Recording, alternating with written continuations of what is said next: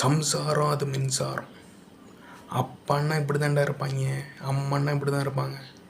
மூத்த அண்ணன்னா ஒரு வீட்டில் இப்படி தான் இருப்பான், ரெண்டாவது அண்ணன்னா இப்படி தான் இருப்பான், தங்கச்சின்னா இப்படி தான் இருப்பாள். அது ஆம்பளைகள் நடுவில் பிறந்த தங்கச்சின்னா திமிராக தான் இருப்பாள். கடைசி தம்பினா இப்படி தான் இருப்பான், எதை பற்றியும் கவலைப்படாமல் அவன் ஒரு உலகத்தை உருவாக்கிட்டு போயிட்டே இருப்பான். மூத்த அண்ணினா இப்படி தான் இருப்பாங்க.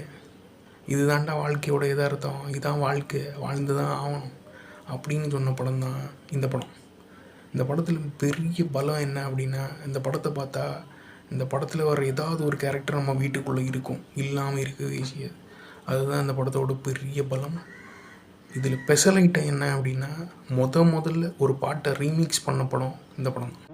தெரிஞ்சுக்கிட்டேன், உலகம் புரிஞ்சுக்கிட்டேன் கண்ணம்மா, ஏன் கண்ணம்மா, நாடி தளர்ந்துருச்சு, வேலை முடிஞ்சிருச்சு கண்ணம்மா, ஏன் கண்ணம்மா. வீடியோ பிடிச்சாலும் பிடிக்காட்டியும் லைக், ஷேர், சப்ஸ்கிரைப் பண்ணி விட்டு போயிருங்க.